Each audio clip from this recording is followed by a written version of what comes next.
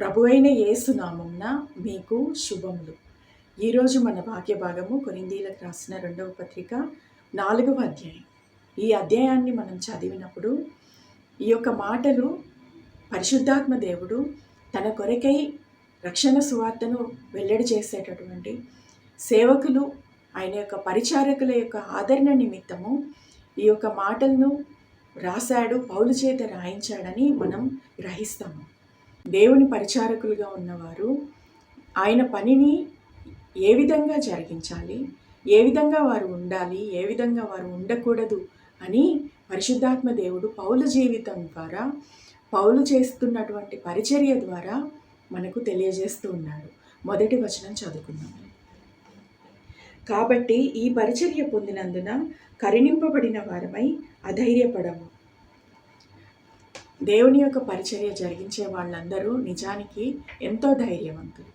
ఎందుకనంటే పిరికివారు, భయస్థులు, హృదయంలో అనుమానం ఉన్నవాళ్ళు దేవుని పరిచర్యను మరి ఆయన దేవుడు ఎక్స్పెక్ట్ చేసిన రీతిలో జరిగించలేరు.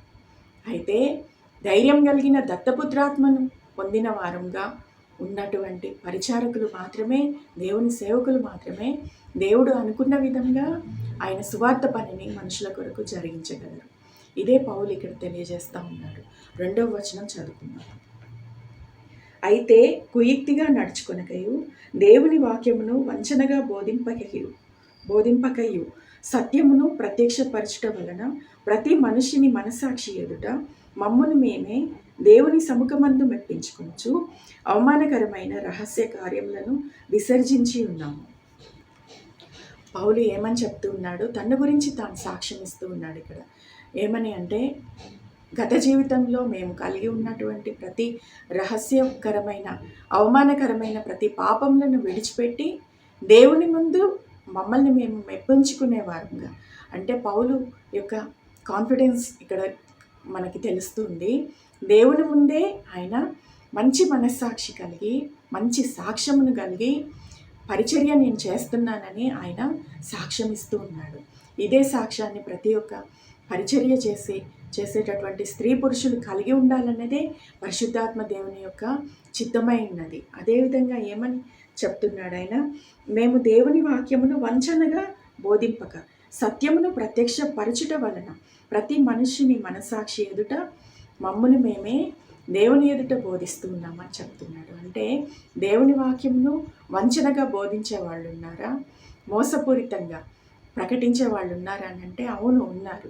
వాళ్ళనే మనము అబద్ధ బోధకులు, అబద్ధ ప్రవక్తలు, అబద్ధ సేవకులు అని పిలుస్తాము. వారు ఎందుకు ఆ విధంగా ఉన్నారని అంటే దేవుని యొక్క పరిచర్యను వారు తమ కొరకు చేస్తున్నారు, దేవుని కొరకు చేయడం లేదు. వారు తమ యొక్క స్వలాభాల కొరకు, తమ స్వార్థం కొరకు చేస్తూ ఉన్నారు దేవుని పరిచర్యను. కాబట్టి ఆ విధంగా వంచనగా బోధించడం వలన దేవుడు వారిని ఏమాత్రం కూడా వారిని చూడడం లేదు. వారెవరో, మీరెవరో నాకు తెలియదు అని అక్రమం చేయవారులారా నా వద్ద నుండి వెళ్ళిపోమ్మని ఆయన ఒకానొక రోజున అటువంటి పరిచారకులకు, అటువంటి సేవకులకు దేవుడు మరి క్రీస్తు యేసు తీర్పు తీర్చబోతూ ఉన్నాడు. కాబట్టి ఆ విధంగా మేము వంచనగా ఈ యొక్క సత్య సువార్తను బోధించము అని పౌలు సాక్ష్యం ఇస్తూ చెప్తూ ఉన్నాడు. 3వ వచనం చదువుకున్నాం. మా సువార్త మరుగు చేయబడిన ఎడల నశించుచున్న వారి విషయంలోనే మరుగు చేయబడి ఉన్నది. దేవుని స్వరూపి అయిన క్రీస్తు మహిమను కనపరచు సువార్త ప్రకాశము వారికి ప్రకాశింపకుండా నిమిత్తము ఈ యుగ సంబంధమైన దేవత అవిశ్వాసులైన వారి మనోనేత్రములకు గ్రుడ్డితనము కలుగజేసింది. పౌలు ఏమని చెప్తూ ఉన్నాడు? మేము సువార్త ప్రకటిస్తూ ఉన్నాము, కానీ కొంతమంది అవిశ్వాసులు దాన్ని గ్రహించలేకపోతున్నారు అని చెప్తూ ఉన్నాడు. అంటే ఇక్కడ మరుగు చేయబడిన ఎడల, మా సువార్త మరుగు చేయబడిన ఎడల నశించుచున్న వారి విషయంలోనే అది మరుగుగా ఉన్నది అని చెప్తూ ఉన్నాడు. అంటే నశించడానికి ఎవరైతే పుట్టి ఉన్నారో, నశించబడ్డానికి ఎవరైతే పుట్టి ఉన్నారో, వారు దేవుని చేత నియమించబడి ఉన్నారో, వారికి ఈ యొక్క సువార్త చెప్పినా కూడా వారికి ఈ యొక్క సువార్త మరుగుగా ఉన్నది, వారికి తెలియబడ్డం లేదని ఇక్కడ పౌలు చెప్తున్నాడు. అదేవిధంగా క్రీస్తు యొక్క మహిమను కనపరిచే ఈ యొక్క సువార్త ప్రకాశము వారికి ప్రకాశించకుండా ఈ యొక్క యుగ సంబంధమైన దేవత అవిశ్వాసులైన వారి మనోనేత్రములకు గ్రుడ్డితనం కలుగజేస్తూ ఉన్నదని ఇక్కడ ఒక గొప్ప సత్యాన్ని పౌలు తెలియజేస్తూ ఉన్నాడు. మనము ఈ యొక్క 3వ అధ్యాయంలో మనం తెలుసుకున్నాము, కొంతమంది విశ్వాసులుగా ఉన్నవారు, కొంతమంది సేవకులుగా ఉన్నవారు కూడా వారి యొక్క హృదయముల మీద మరి ఆ యొక్క ముసుగు వేయబడి ఉన్నది. ఏ విధంగా అంటే వారు కేవలము పాత నిబంధన గ్రంథంతో వారు ఆగిపోయారు. కొత్త నిబంధన గ్రంథంలో క్రీస్తు ఇచ్చినటువంటి రక్షణ సువార్తను, ఆయన ఏర్పాటు చేసినటువంటి ఇరుకైన మార్గంలోనికి వారు ఇంకా ప్రవేశించలేకపోతూ ఉన్నారు. కారణం ఏంటి అంటే వారి యొక్క కఠినత్వాన్ని బట్టి వారి హృదయముల మీద ఆ ముసుగు వేయబడి ఉన్నది.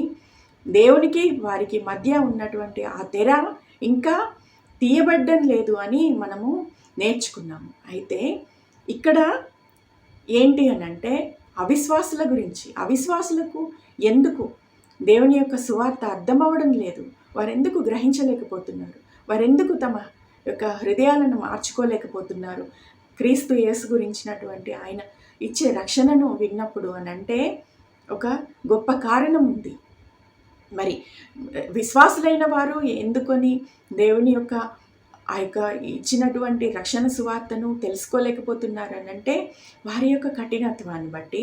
అదేవిధంగా అవిశ్వాసులైన వారు ఎందుకు తెలుసుకోలేకపోతున్నారని అంటే వారి యొక్క కన్నులకు గ్రుడ్డితనం కలుగుతూ ఉన్నది, వారి యొక్క మనోనేత్రాలు మూయబడే ఉన్నవి. దేవుని యొక్క వార్త విన్నప్పుడు కూడా వారి యొక్క కళ్ళు మనోనేత్రాలు తెరుచుకోలేకుండా ఉన్నాయి, వారు చూడలేకపోతూ ఉన్నారు. అంటే వారికి గ్రుడ్డితనం కలిగి ఉన్నది. మరి దేవుని యొక్క ప్రకాశమును, క్రీస్తు యొక్క ఇక్కడ ఏమని వ్రాయబడి ఉన్నది అని అంటే దేవుని స్వరూపి అయిన క్రీస్తు మహిమను కనపరచు సువార్త ప్రకాశము వారికి ప్రకాశించకుండా ఉండు నిమిత్తము వారి కన్నులకు గ్రుడ్డితనం కలిగి ఉన్నదని చెప్తా ఉన్నాడు. అంటే దేవుని యొక్క వెలుగు, క్రీస్తు వెలుగుగా ఈ లోకానికి వచ్చాడు, మనల్ని వెలిగించడానికి వచ్చాడు, మనల్ని వెలిగించి అంధకారంలోంచి తప్పించి మనకు వెలిగివ్వడానికి, మనల్ని వెలుగుగా ఉంచడానికి ఆయన వచ్చాడు. అయితే ఆయన వెలుగు వారు చూడకుండా ఉండడానికి వారి కన్నులకు గ్రుడ్డితనము కలుగుతూ ఉన్నది. అయితే ఈ యొక్క గ్రుడ్డితనం ఏ విధంగా కలుగుతూ ఉన్నదంటే ఈ యొక్క యుగ సంబంధమైన దేవత అంటే మరి గాడ్ ఆఫ్ దిస్ ఏజ్ అంటే సేటన్, ఆ యొక్క అపవాది ఏం చేస్తూ ఉన్నాడంటే వారి కళ్ళను మూసివేస్తూ ఉన్నాడు, వారు చూడకుండా వారి కళ్ళకు అడ్డు పెడుతూ ఉన్నాడు. దేవుని యొక్క ప్రకాశమును, ఆయన రక్షణ సువార్తను, ఆయన యొక్క వెలుగును వారి హృదయాల్లోనికి వెళ్ళనీయకుండా వాడు చేస్తూ ఉన్నాడని పౌలు యొక్క గొప్ప సత్యాన్ని ఇక్కడ రాస్తూ ఉన్నాడు. 8-9 వచనాలు చదువుకుందాం. ఎటుపోయినను శ్రమపడుచున్నను ఇరికింపబడు వారము కాము, అపాయంలో ఉన్నను కేవలం ఉపాయం లేని వారము కాము, తరమపడుచున్నను దిక్కులేని వారము కాము, పడద్రోయబడినను నశించు వారము కాము. యేసు యొక్క జీవము మా శరీరమందు ప్రత్యక్షపరచబట్టకై యేసు యొక్క మరణానుభవమును మా శరీరమందు ఎల్లప్పుడూ వహించుకొని పోవచ్చున్నాము. పౌలు తాను వెళ్తున్న పరిస్థితుల గురించి ఆయన మాట్లాడుతూ ఉన్నాడు. పౌలు ఎన్నో స్థలాలకు వెళ్ళాడు, ఆయన ఎంతో మందిని ఎదుర్కొన్నాడు. వారిలో మంచివారు ఉన్నారు, పౌలును ఎంకరేజ్ చేసిన వాళ్ళు ఉన్నారు, పౌలును చంపాలని చూసిన వారు ఉన్నారు, ఆయనను హింసించిన వారు ఉన్నారు, ఆయనను బాధ పెట్టిన వారు ఉన్నారు.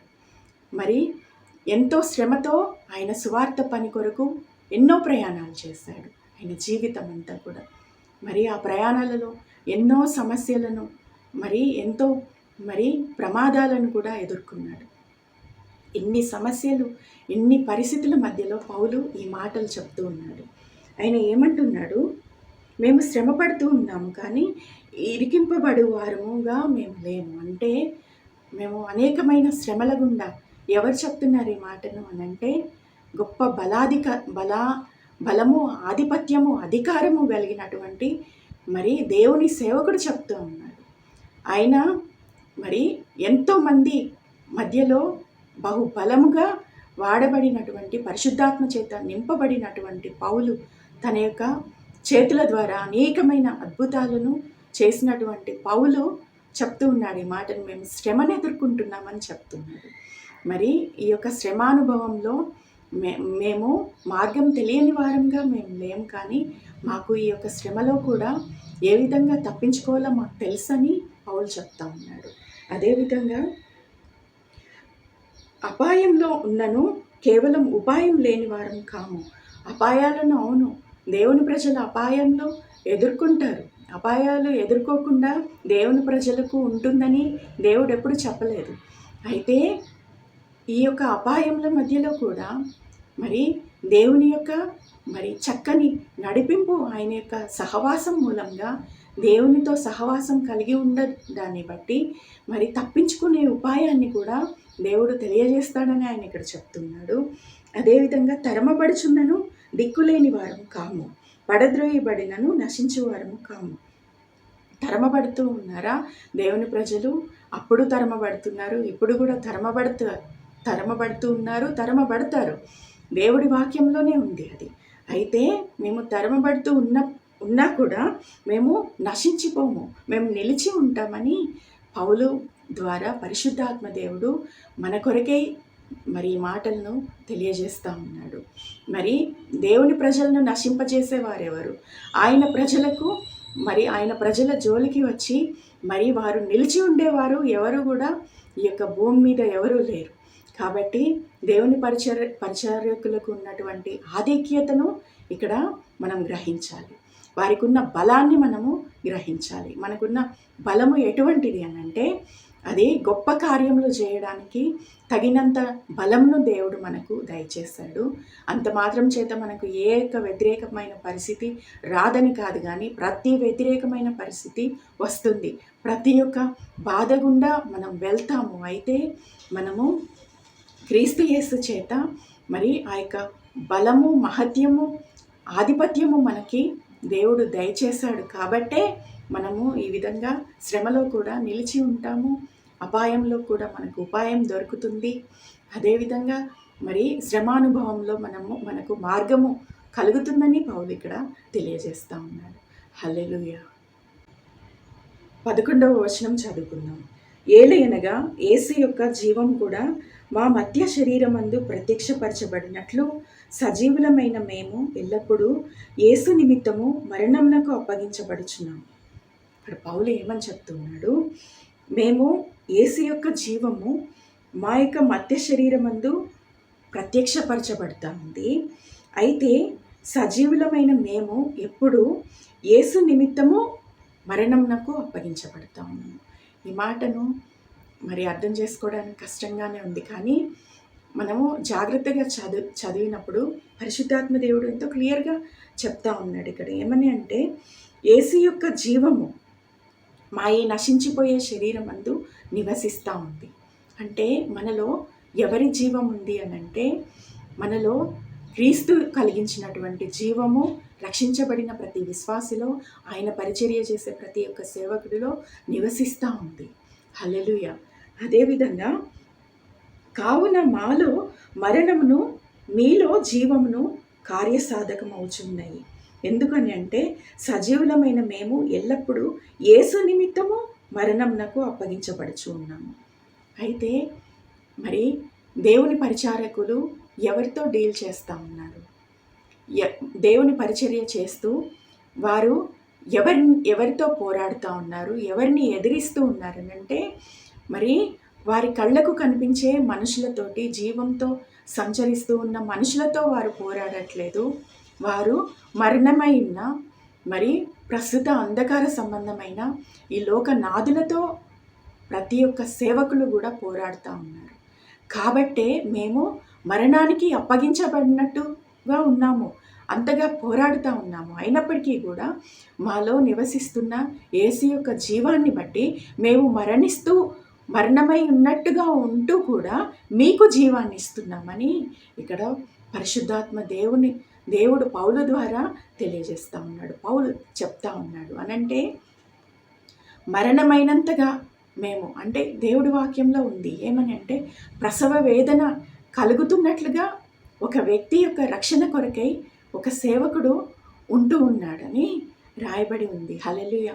అంటే అంత నొప్పి గుండా, అంత యొక్క బాధ వేదన గుండా మరి మనుషులు రక్షించబడ్డానికి పరిచారకులు వెళ్ళవలసి ఉన్నది.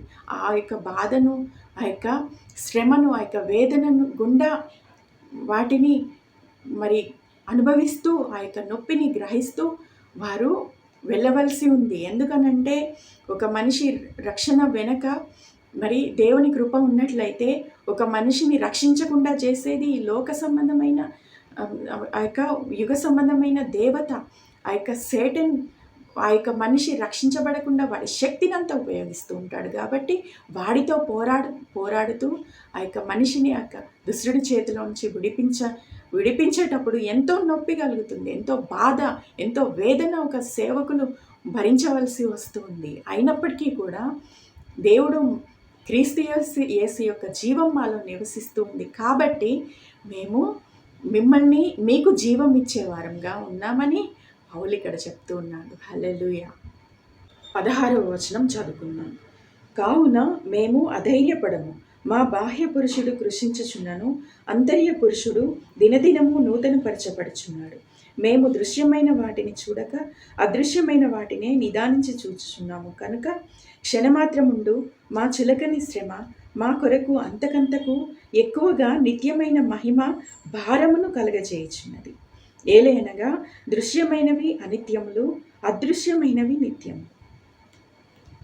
ఈ మాటలు మనము ప్రతి ఒక్క విశ్వాసికి, ప్రతి ఒక్క సేవకుడికి వారి యొక్క ఆత్మీయమైన జీవితంలో మరి విజయవంతంగా ముందుకు వెళ్ళడానికి గొప్ప మాదిరికరమైన మాటలుగా ఈ మాటలు ఉన్నాయి. ఇవి ఎంతో గొప్ప మాటలు. ఇక్కడ పౌలు రాసిన మాటలు ఏమంటున్నాడు ఆయన? మేము అధైర్యపడము, మా బాహ్య పురుషుడు కృషిస్తూ ఉన్నాడు. ఏ విధంగా కృషిస్తూ ఉన్నాడు? పౌలు ఇందాకే చెప్పాడు.